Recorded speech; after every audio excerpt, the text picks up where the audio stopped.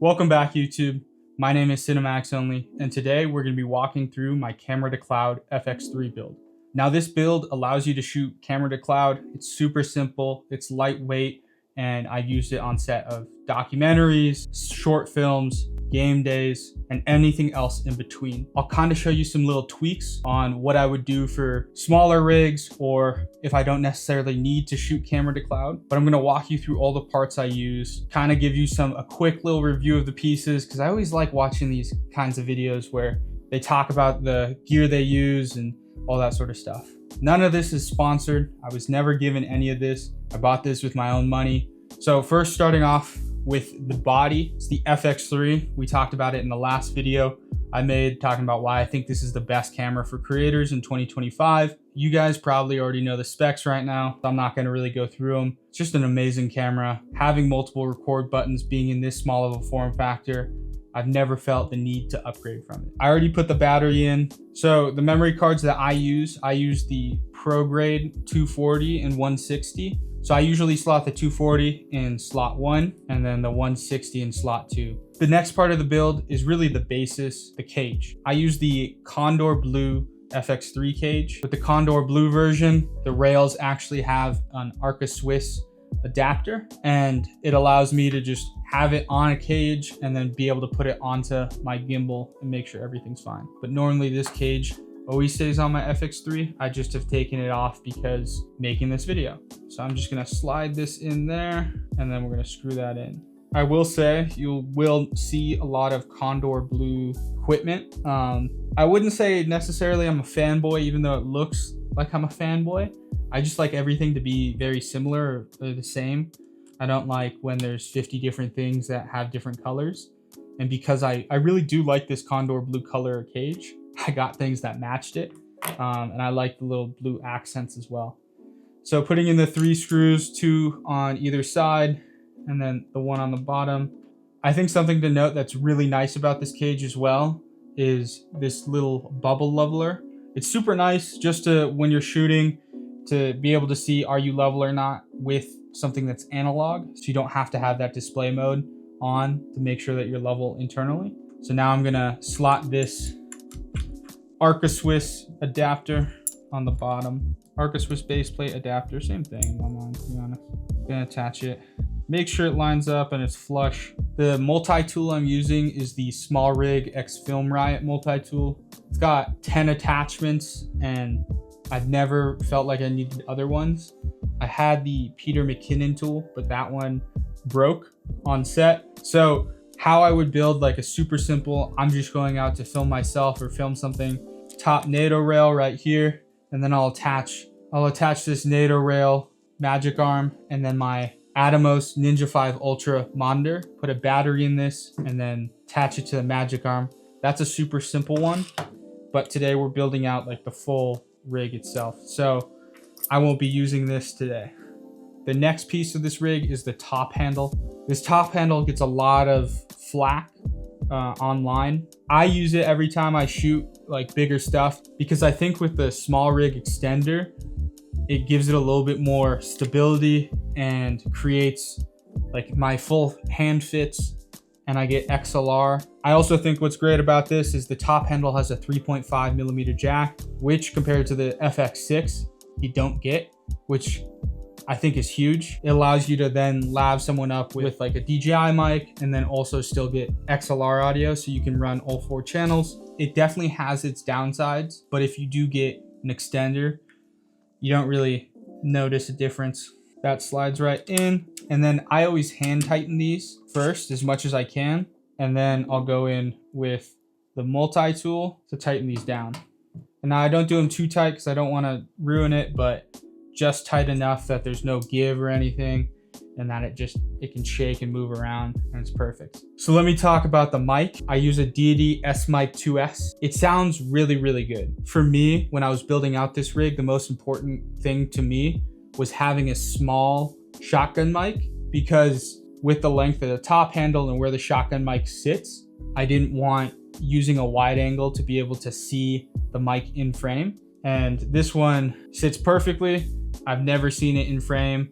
unless it like slips out. And you can buy rubber fillers for the Sony shotgun mic on Amazon, and they're like $8, I think. But I bought one of those as well. So I slot this in. I slot it in on input 1. So I have it dual record to input 1 and 2, where channel 2 is a couple decibels lower than channel 1. So if channel 1 peaks, I know I have backup audio on that, and then 3 and 4 are either for like a lav mic. Now I normally put the lens on before I put the mic on, or like the top handle, but because I was talking about the top handle and then the mic, I just thought I'd do it this way. So I still rock with the Mark 1 version of the 24-70 2.8. It's an amazing lens. It is heavier than the new version. I've never had to worry about autofocus with this lens. It's an amazing go-to lens for anything you could ever do.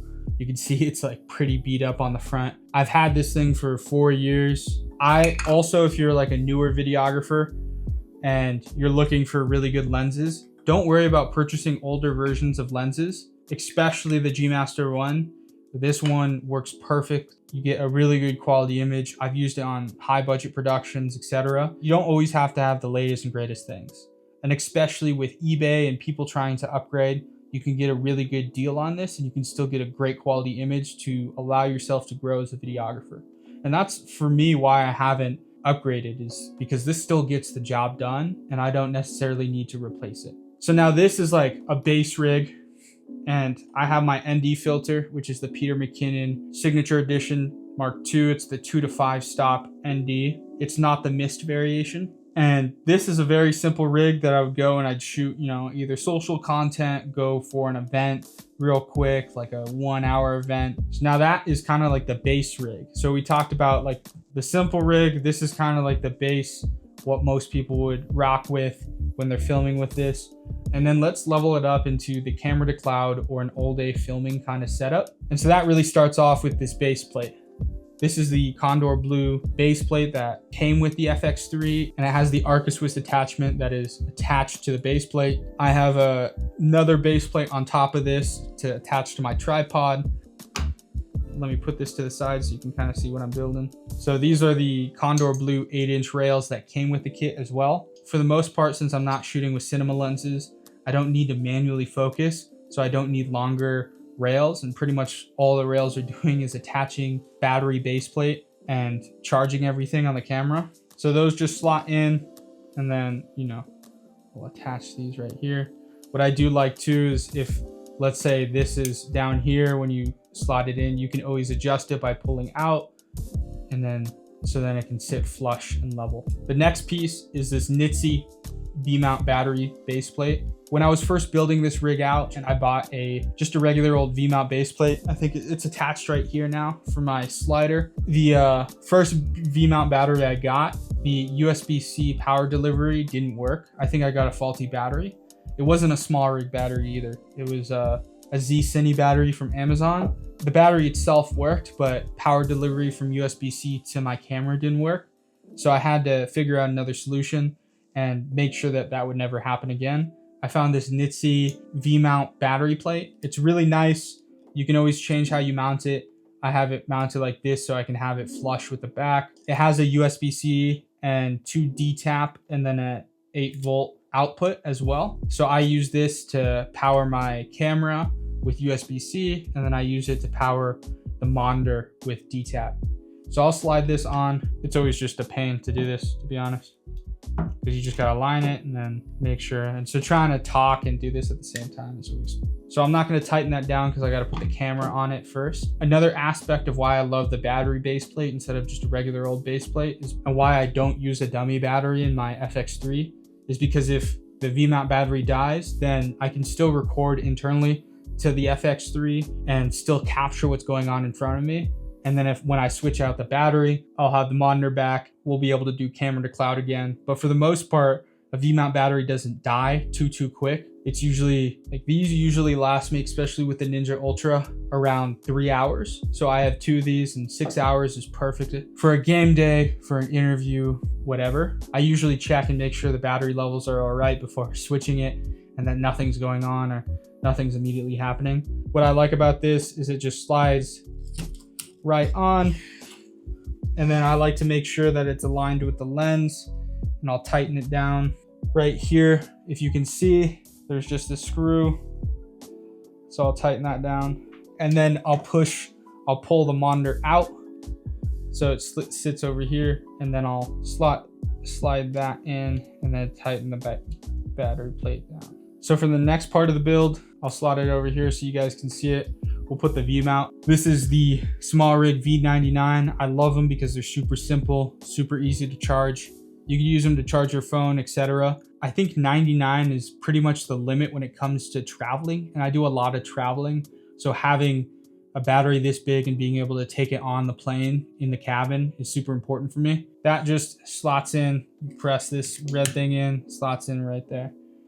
And then I use this Kondor Blue USB-C to USB-C with a right angle. I'll open up the bottom slot right there, put the USB-C in with the right angle, flip the monitor around so it fits so I can see the source monitor, and then connect that in there. And so that should be charging.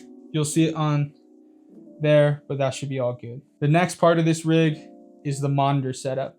The monitor I use is the Atomos Ninja Ultra. I didn't have a recording monitor at the time, and I used the Ultra on set and I loved it. And so I was like, let me invest in one. And they had just come out with this, you know, buy once, cry once. And if I had bought in the cheaper version, always might have wanted to, you know, upgrade. So for me, being able to record onto the Ninja Ultra is always super nice. And so how I do that is I use a SSD, but I rehoused an SSD into this Andy Cine aluminum chassis. If you want to do camera to cloud with the Atomos, you have to find M3 screws that are flush. So if you can kind of see right there, the screws that come with it have these little, have a little bump to them. So they'll stick out. But with this, since it sits flush, the Atomos Ninja Cloud transmitter can fit on it. So we'll slot that in. It just pretty much, it's nice to know that your SSD is protected as well. So that'll slot in all the way in there. It's small, it's compact. We'll add on our camera to cloud attachment. With this attachment as well, it allows for SDI. If you have an FX6 and you have the HDMI going somewhere else, you can always just attach this with SDI. So I'll connect that in there. I'll screw on the side so it's secure, and boom, it fits. And so as you notice, I have this Kondor Blue quick release attachment. I really do love the quick releases. They're super nice, super solid. I have like 3 of them, and I've attached them to different things here and there. I'll just slot this in, boom, it's attached. So now we'll bring back this camera on the top handle with the extender. It makes the top handle have a NATO rail.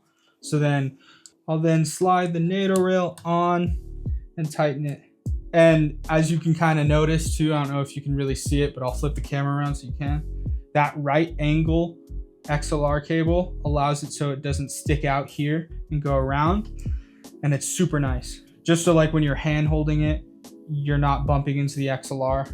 So there's not really much else. The last thing is that I dummy battery the Atomos. Plug the dummy battery into the Connect, boom. And then I'll plug this into the base plate, and I'll kind of tuck the wire a little bit. Last but not least, just the HDMI in.